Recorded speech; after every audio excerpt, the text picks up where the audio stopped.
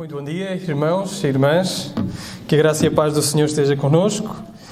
Nós continuaremos exatamente na carta aos Filipenses, carta de Paulo aos Filipenses, e convido-vos desde já a abrir no capítulo 2 e leremos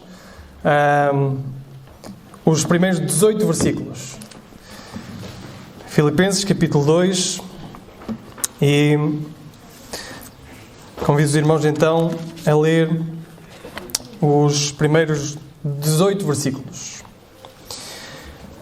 Diz assim a palavra do Senhor: Se há, pois, alguma exortação em Cristo, alguma consolação de amor, alguma comunhão do Espírito, se há entranhados afetos e misericórdias, completai a minha alegria, de modo que penseis a mesma coisa, tenhais o mesmo amor, sejais unidos de alma, tendo o mesmo sentimento. Nada façais por partidarismo ou vanglória, mas por humildade, considerando cada um os outros superiores a si mesmo. Não tenha cada um em vista o que é propriamente seu, senão também cada qual o que é dos outros. Tendo em vós o mesmo sentimento que houve também em Cristo Jesus. Pois ele, subsistindo em forma de Deus, não julgou como usurpação ser igual a Deus. Antes, a si mesmo se esvaziou, assumindo a forma de servo, tornando-se em semelhança de homens, e reconhecido em figura humana, a si mesmo se humilhou, tornando-se obediente até à morte e morte de cruz. Pelo que também Deus o exaltou sobremaneira e lhe deu o nome que está acima de todo o nome, para que ao nome de Jesus se dobre todo o joelho, nos céus, na terra e debaixo da terra, e toda a língua confesse que Jesus Cristo é Senhor, para a glória de Deus Pai.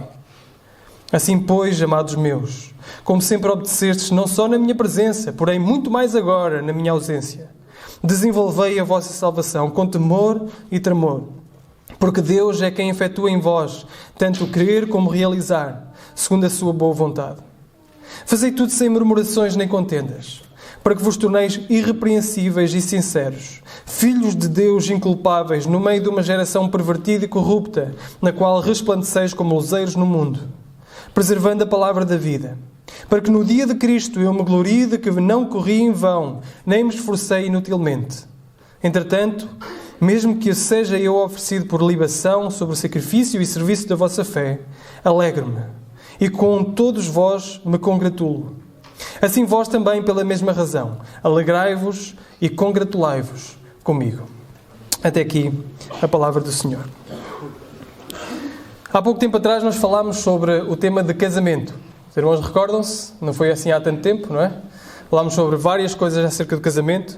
E uma das coisas interessantes de que falámos é que o casamento, dado por Deus, tem este poder. É o poder de conseguir formar uma barreira e que está imune àquilo que está à volta.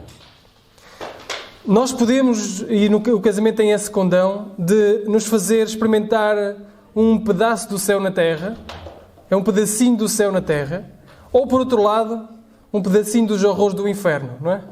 Conseguimos ter estes dois lados. A vida pode estar lá fora a correr muito mal. Não temos emprego, não temos dinheiro, há pressões de todos os lados, o tempo está mau, as coisas estão a correr mal, mas se o casamento for unido, se os dois estiverem num só propósito, a vida é levada com leveza, com alegria. Por outro lado, se as coisas lá fora podem estar a correr muito bem, temos sucesso no emprego, somos bem remunerados, temos boas poupanças, temos elogios da parte de fora, mas se a parte que está connosco a viver debaixo do mesmo teto falar mal para nós, não haver um propósito comum, se houver guerras, as coisas são insuportáveis. É por isso que há palácios onde os corredores estão cheios e repletos de tristeza. É por isso que há cabanas que estão cheias de amor. Porque não depende daquilo que está de fora. O casamento tem este condão de a união entre os dois fazer ultrapassar as dificuldades. É por isso que Paulo agora, neste tratado da alegria, traz um tema tão importante para o seu coração, que é a unidade. É preciso estar um. É preciso ser um no meio das pressões que vos circundam. E não se enganem, nós já falámos sobre isso, não é? Filipenses, a igreja em Filipos estava sobre pressões à volta. Se nós virarmos, e chegaremos lá, se Deus assim permitir, virarmos a página para o capítulo 3, no caso não sei se é na mesma página, no vosso, mas no meu é virar a página, capítulo 3, versículo 2 diz: acautelai-vos dos cães, acautelai-vos dos maus obreiros, acautelai-vos da falsa circuncisão. Existia pressão da parte daqueles que eram os judaizantes, que queriam torná-los como judeus.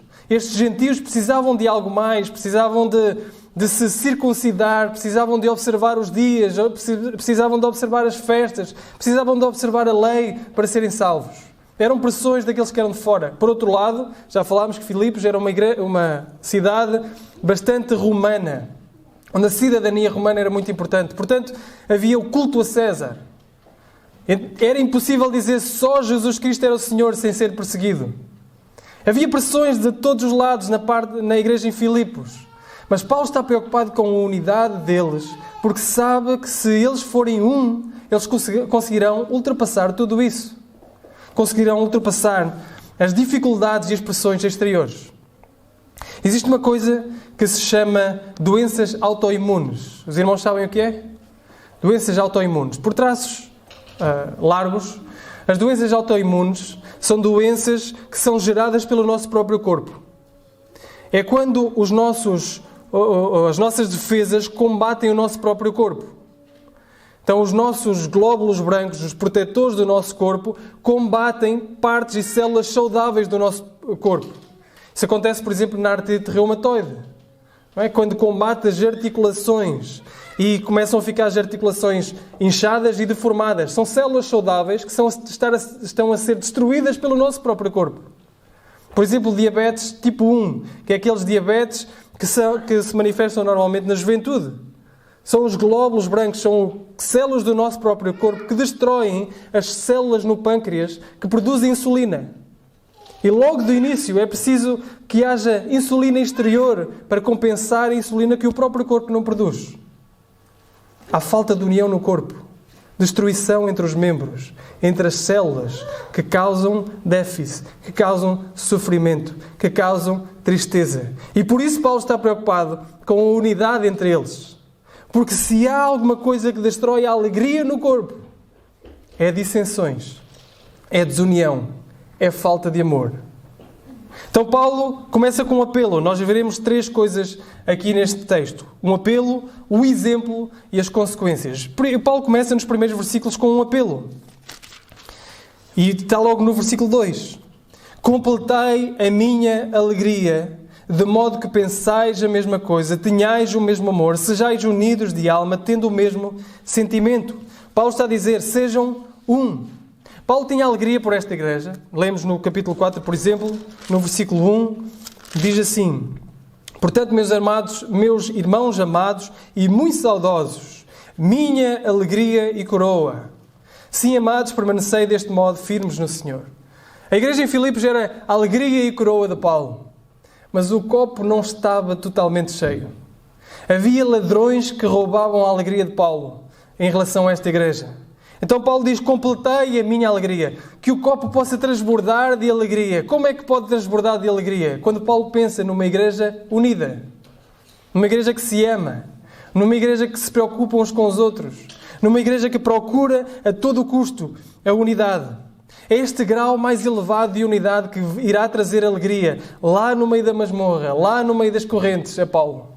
Alegria que vem da unidade. É uma harmonia, uma unidade. Não é uniformidade. Nós não somos todos iguais e o objetivo não é sermos todos iguais.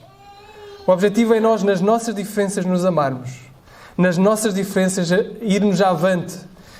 Nas nossas diferenças, como ele diz, ter o mesmo modo de pensar, o mesmo amor, unidos de alma, o mesmo sentimento. É uma unidade que se manifesta num salmo tão bem conhecido. Salmo 133. Alguém quer dizer? Oh, quão bom e quão suave é que os irmãos vivam em união. Esta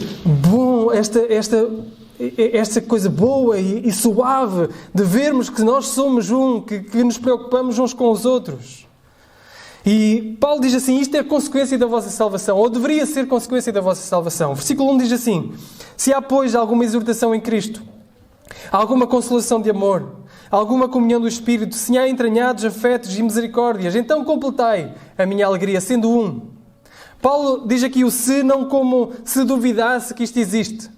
Se duvidasse que estar em Cristo tem exortação, tem consolação, se estar no Espírito há comunhão, há entranhados afetos e misericórdias. Paulo não duvida disso. Aqui a condição se quer dizer que se esta condição existe, então existe uma conclusão que não se pode ser retirada. Se há efetivamente exortação, e há, não é? E certamente há. Se há exortação em Cristo, como seguramente há. Se há consolação, comunhão de Espírito e entranhados afetos, como vocês sabem e conhecem que há. Então, sejam um. Sejam um. Isso é consequência natural. Sejam um e completem a minha alegria por isso.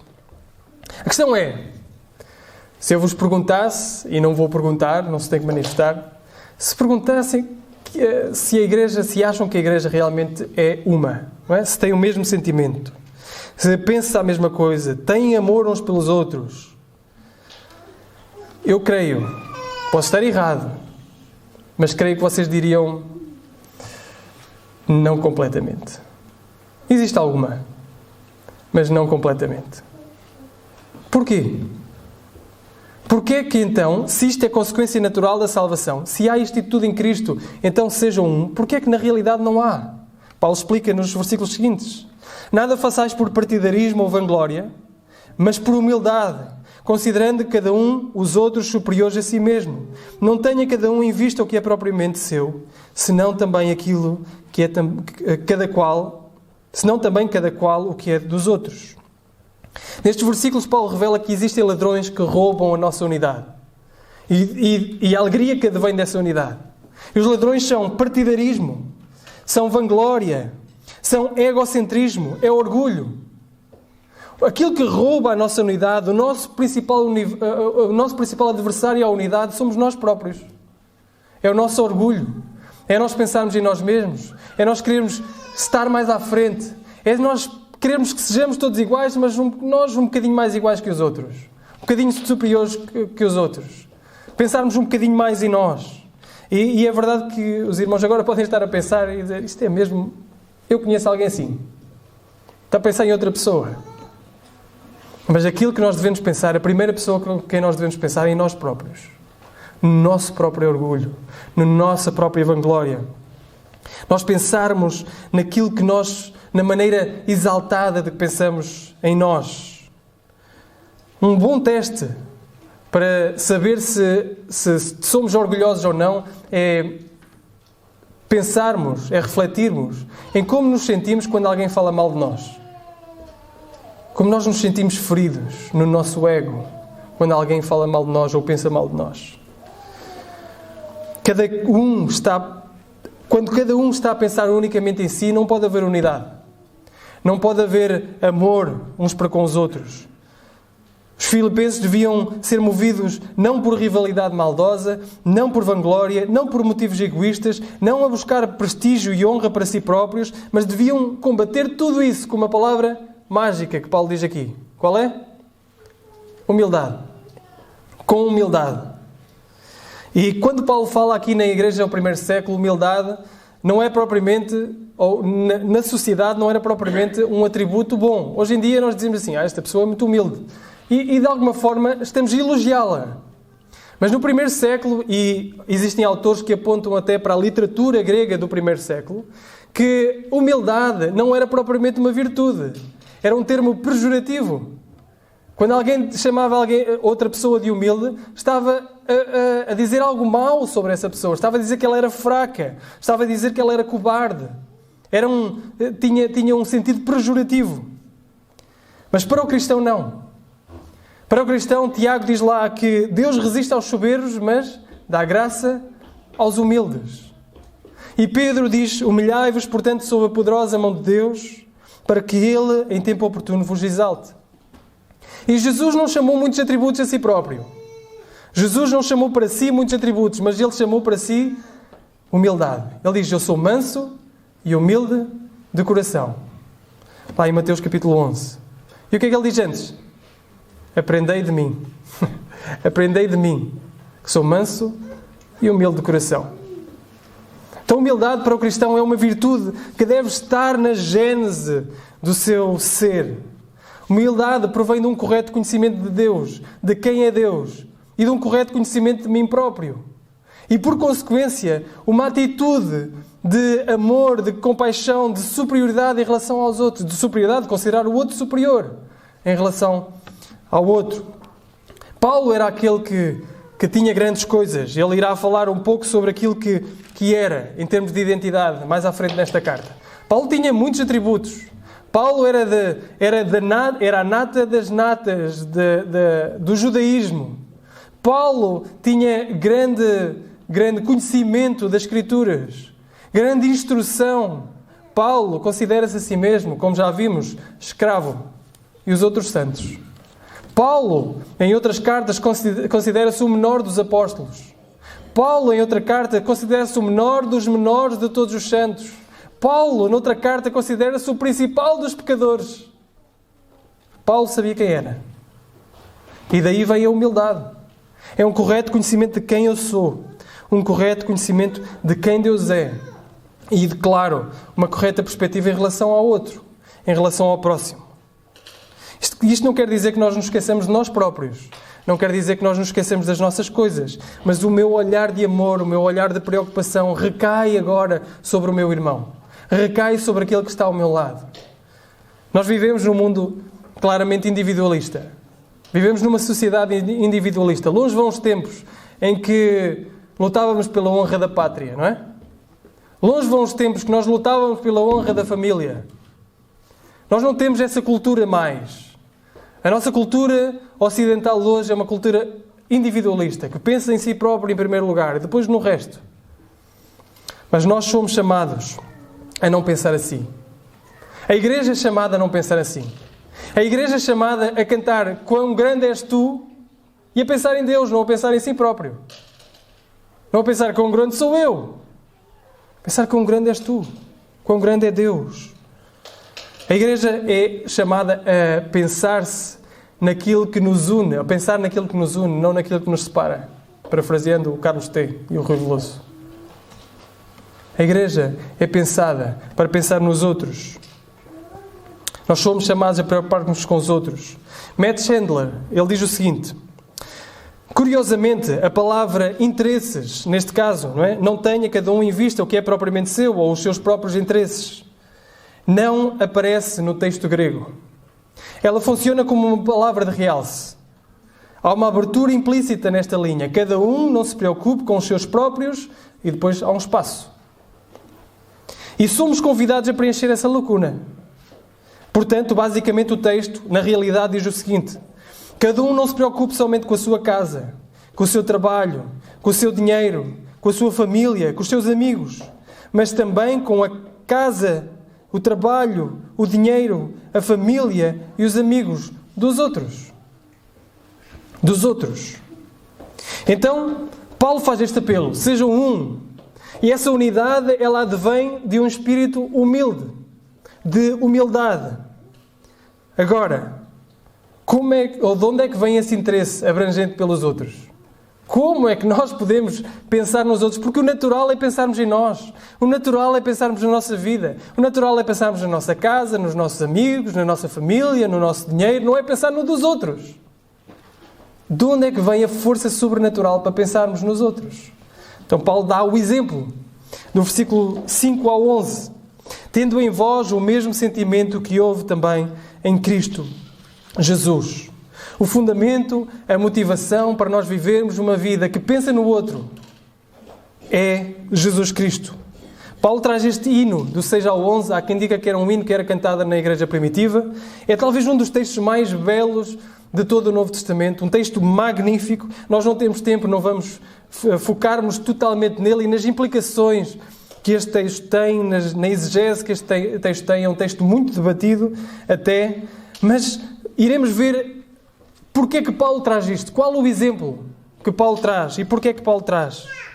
Paulo quer nos dizer que o melhor remédio para curar o nosso orgulho, curar a nossa vanglória, curar o nosso partidarismo, é colocar os nossos olhos em Jesus Cristo.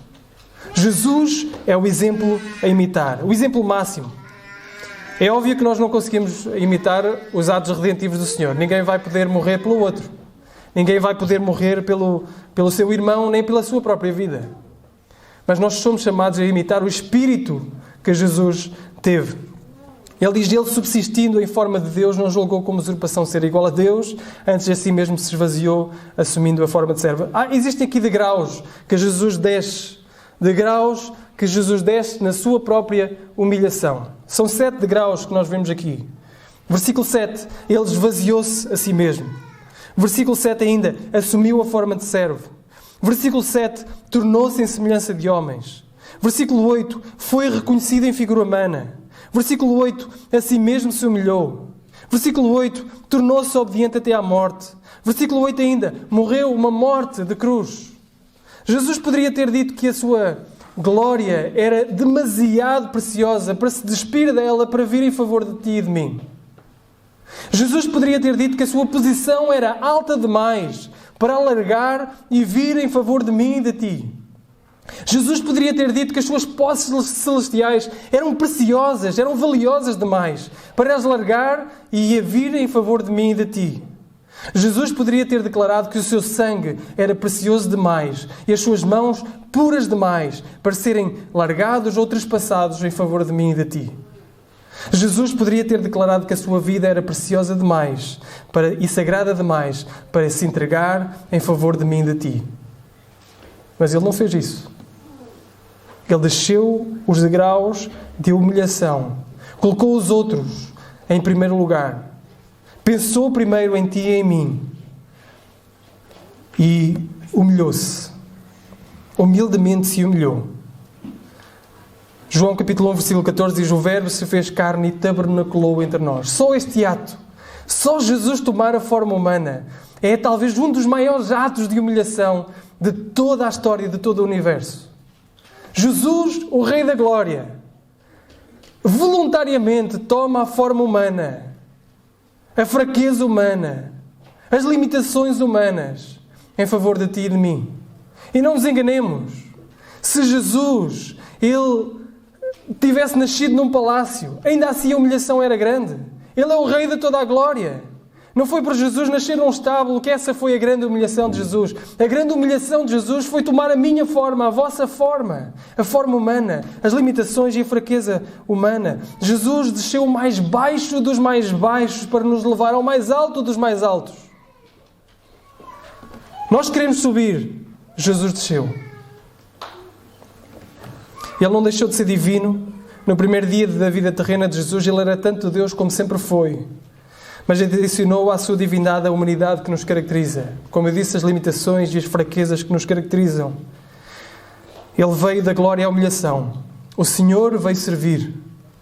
Digno de todo o louvor. Ele veio ser humilhado. Da vida eterna, ele veio para morrer. E este é o exemplo. Esta é a motivação. Tendo em vós a mesma mente que Jesus teve, que se humilhou em favor de vocês. É isso que Paulo diz.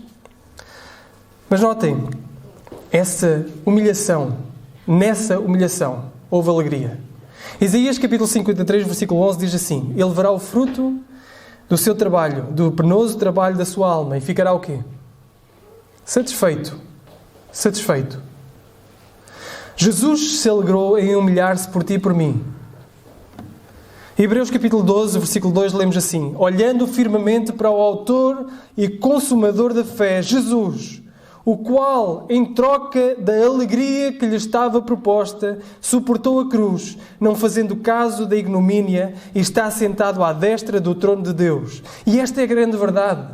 Quando nós temos a mesma mente que Cristo Jesus teve, quando nós nos humilhamos e pomos o outro em primeiro lugar, algo sobrenatural acontece. Vivemos alegres, vivemos felizes, vivemos contentes. Quando colocamos o outro em primeiro lugar, O natural é pensarmos em nós próprios porque pensamos que a alegria depende de nós. Nós conseguiremos alcançar a verdadeira alegria quando pensarmos somente em nós, nas nossas necessidades. Mas Jesus nos diz que assim que pensarmos no outro e pormos o outro em primeiro lugar, nós seremos felizes. Como Jesus o foi. E por essa atitude de Jesus, observamos que Deus elevou Jesus Cristo, fazendo-o galgar novamente 7 graus. Versículo 9. Deus o exaltou de sobremaneira. Versículo 9. Deus deu-lhe um nome acima de todo o nome. Versículo 10. Ao nome de Jesus todo o joelho se dobrará nos céus. 10 ainda. Dobrará na terra. 10 ainda. Dobrará debaixo da terra. E 11. Toda a língua confessará que Jesus Cristo como Senhor. E 11 ainda. Toda a exaltação ocorrerá para a glória de Deus Pai. Que os filipenses, pois, tenham a mesma disposição que Jesus teve. Que nós tenhamos a mesma disposição, a mesma mente, o mesmo sentimento que Jesus teve. Que façamos disto a nossa regra de vida. Pensar nos outros em primeiro lugar. Porque tanto para Cristo, quanto para aqueles que são seguidores de Cristo, o caminho para a verdadeira glória pela qual Deus é glorificado, o caminho para a alegria, é a humildade. É sermos humildes. É trazer união. E somente quando tivermos esta nossa mente submissa, a nossa mentalidade for transformada, pensarmos como Jesus, somente aí poderemos ser um. Porque enquanto formos naturais, se tivermos uma mente completamente natural, vamos pensar em nós. Nas nossas necessidades, no nosso trabalho, na nossa vida, nos nossos amigos, em tudo, na nossa alegria. Pensaremos só em nós. E não haverá unidade. Portanto, Paulo apresenta o exemplo. Faz um apelo, sejam um. E apresenta o exemplo a seguir. Mas existem consequências. Versículo 12, em frente. Consequências. De sorte que, ou portanto, assim pois, se nós entrássemos numa conversa, existia um grupo a conversar. Nós entrássemos nessa conversa. E aquele que está a falar dentro do grupo dissesse assim, portanto, a primeira coisa que nós deveríamos perguntar é o que é que ele está a falar. Não é? Ele está a chegar a uma conclusão, o que é que ele está a falar? E nós já vimos. Está a falar sobre Jesus. Portanto o quê? Portanto, visto que Cristo Jesus, por meio da sua obediência irrestrita, voluntária, vos deu um exemplo a seguir. Visto que o prémio que ele recebeu mostra que há grandes coisas em depósito para aqueles que seguem os passos de Jesus. Visto que é o próprio Jesus que nos dá capacidade para sermos humildes, nos transforma para sermos humildes. Portanto, meus amados, meus queridos, aqueles que amam, aqueles que Deus ama, aqueles que eu também amo, desenvolvei a vossa salvação com temor e tremor. Desenvolvei a vossa salvação. Paulo está a dizer que tenham um esforço contínuo, um esforço vigoroso, um esforço extremo a desenvolver a vossa salvação. Mais uma vez, Paulo remete para a ideia do sobrenatural. Sermos humildes é um ato sobrenatural. Não é natural. Pensarmos em nós próprios é natural. E Paulo refere-se aqui, então, àquilo que nós poderíamos chamar de santificação. Não estamos a falar de salvação da alma, estamos a falar de santificação. A santificação não é um conceito complicado. Da sexta-feira foi o dia do Pai, correto? Sexta-feira foi o dia do Pai. Nem todas as crianças são assim, mas muitas crianças olham para o Pai como um exemplo. Não é? Eu quero ser como o meu pai quando for grande. Eu quero ser forte como ele, eu quero ser rápido como ele, eu quero ser grande como ele. Eu quero ser como o meu pai. Porquê? Porque amam o Pai. E querem ser igual àquele que amam. E a santificação não é difícil. O cristão deseja ser igual àquele que ama. Quer crescer como Jesus cresceu. Ser sábio como Jesus é. Amoroso, bondoso, humilde como Jesus é. Santificação é isto. E Paulo está a dizer assim, olha, continuam, tenham um esforço extremo, vigoroso, contínuo em ser como Jesus. Em crescer com temor e tremor como Jesus. Agora, não é fácil, não é? Não é fácil isto acontecer. Uma coisa é nós dizermos assim, olha, fazemos tudo para a glória de Deus. Outra coisa é efetivamente fazer tudo para a glória de Deus. Uma coisa é nós dizermos, assim como nós perdoamos os nossos devedores, outra coisa é perdoar os nossos devedores. Uma coisa é ter um cartaz, um placar, um quadro na nossa casa a dizer assim, eu e a minha casa serviremos ao Senhor. Outra coisa é efetivamente a nossa casa servir ao Senhor. Jesus, na sua vida terrena, olhava para um paralítico, por exemplo, lá em João capítulo 5. Dizia, levanta-te e anda. Como é que um homem paralítico consegue se levantar e andar? Toma o teu leite e anda. Se não fosse Jesus a dar a ordem para ele tomar o leite e andar. É ele que capacita. Não é? Hendrickson, um comentarista, ele diz assim, a torradeira, ilustra desta forma, a torradeira não pode produzir pão torrado, a menos que esta esteja ligada para que os seus filamentos sejam aquecidos pela corrente que os liga à central elétrica. O ferro elétrico é inútil, a menos que a sua ficha esteja acoplada à tomada. À noite não haverá luz na sala, a menos que a eletricidade flua pelos fios de tungstênio para dentro da lâmpada, cada filamento mantendo contacto com os cabos que vêm da fonte de energia. As rosas no jardim não podem alegrar o coração humano com a sua beleza e fragrância, a menos que extraiam a sua virtude dos raios solares. Melhor ainda, como não pode o ramo produzir fruto em si mesmo, se não permanecer na videira, assim nem vocês podem dar, se não permanecerem em mim. Assim também aqui. Os filipenses só poderão operar ou desenvolver a sua própria salvação se estiverem ligados a Jesus Cristo. E nós igual. Nós só conseguiremos operar e desenvolver a nossa salvação se estivermos ligados a Cristo. Só poderemos ser humildes se essa humildade vier de Cristo. Só poderemos ser se essa unidade vier de Cristo. E tudo isto deve ser feito de bom grado. Versículo 14. Fazei tudo sem murmurações nem contendas. A nossa obediência, como Paulo pediu, não é? Sejam obedientes não só na minha presença, mas também na minha ausência. Ela deve ser feita sem murmurações. Querem um exemplo? Obediência nem sempre é obediência. Pode ser desobediência, não é? Obediência pode ser desobediência. Quem tem filhos pequenos percebe isto bem. Quem já teve percebe também bem. Quando nós dizemos ou damos alguma ordem ao nosso filho, ele não quer fazer. Mas nós, com a nossa autoridade, conseguimos forçá-lo a fazer. Forçá-lo a sentar. Ele por dentro está de pé, mas por fora está sentado. Ou forçá-lo a calar. Ele por dentro está a gritar. Por fora está caladinho.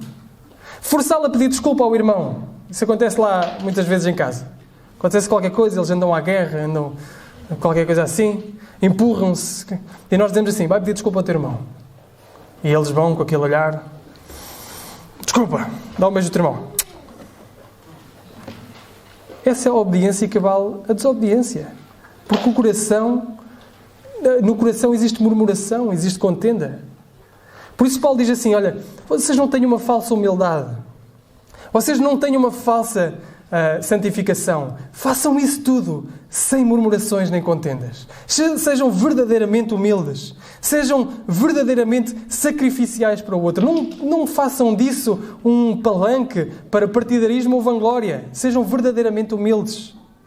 A nossa santificação, na qual resulta humildade, na qual resulta unidade e na qual resulta alegria, ela será evidenciada quando for genuína. E a palavra evidenciada é muito importante para Paulo. Ele diz, para que vos torneis irrepreensíveis, sinceros, filhos de Deus, inculpáveis, no meio de uma geração pervertida e corrupta, na qual resplandeceis como luzeiros no mundo. Nós temos de mostrar a nossa unidade, a nossa santificação que produz humildade, produz unidade, produz alegria. Ela será vista lá fora. Ela será vista lá fora. Jesus, lá na oração sacerdotal, João capítulo 17, ele diz assim, a fim de que todos sejam um, como és tu, ó Pai, em mim e eu em ti, também eles sejam em nós, para que o mundo creia que tu me enviaste.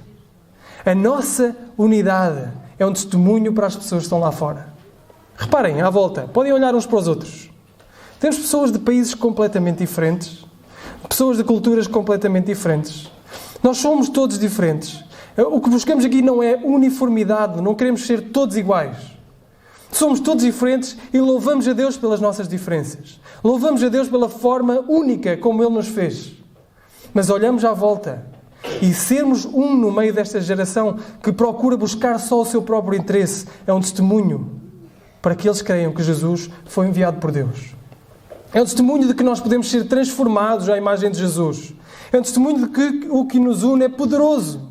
É o sangue de Jesus Cristo. Lembrem-se de Atos capítulo 16, a gênese da igreja. 3 pessoas completamente diferentes. Lídia, uma mulher judia, uma mulher rica, que estava lá à beira do rio a orar. Depois temos uma escrava grega que não tinha dinheiro nenhum. Depois temos um carcereiro rude, romano, um homem. Não tinham nada em comum. E chegamos ao final do capítulo. Eles estão 3 pessoas e mais pessoas completamente diferentes a louvar a Deus juntos, transformadas pelo poder de Deus. E não existe testemunho maior para as pessoas que estão lá fora do que eles verem em nós transformação, verem em nós que estamos a crescer à imagem de Cristo, verem em nós que existe humildade, verem em nós que existe unidade, verem em nós que existe alegria. Isto é um testemunho para esta geração pervertida e corrupta, como Paulo diz. Existe possibilidade de mudança. Existe possibilidade de mudança porque a palavra opera, preservando a palavra da vida, para que no dia de Cristo eu me glorie de que não corri em vão, nem que me esforcei inutilmente. Paulo diz que este aspecto de santificação produzirá verdadeira alegria naqueles que investiram em nós. Produzirá verdadeira alegria naqueles que nos levaram à verdade.